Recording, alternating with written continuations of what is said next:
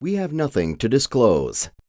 We demonstrate a technique for an AC shift of the DLM in which we show that the resection point and preservation methods of the meniscus to reshape it the same size as the normal lateral meniscus. This case was the right knee of a 13-year-old boy who had anterocentral type of discoid lateral meniscus.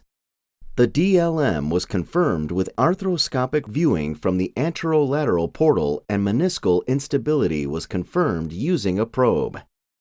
From the lateral gutter view through the anterolateral portal, absence of the supero-posterior fascicle was confirmed.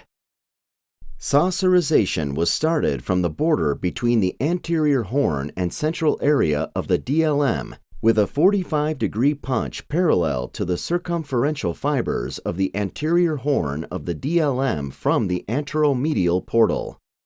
Measurement of the resection length was performed with a ruler.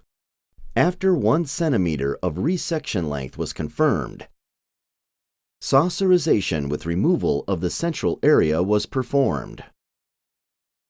Resection was performed until it was 10 millimeters from the hiatus.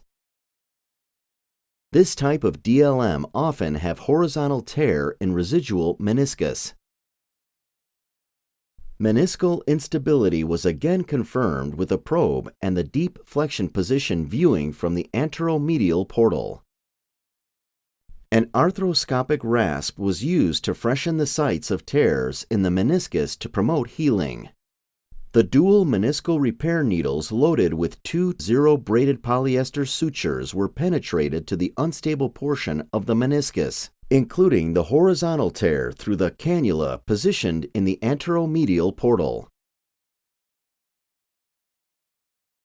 The suture needles were retrieved under direct visualization through the previously prepared lateral incision.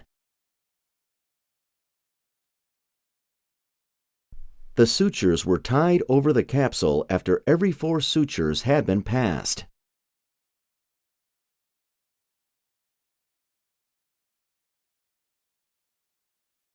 Technique with stitches placed at 3 millimeter intervals. After repairing the posterior portion, the width of the repaired meniscus was confirmed to be 10 millimeters from the hiatus, and stability of the meniscus was confirmed. 8 millimeters of residual anterior meniscus was confirmed from the anteromedial portal view.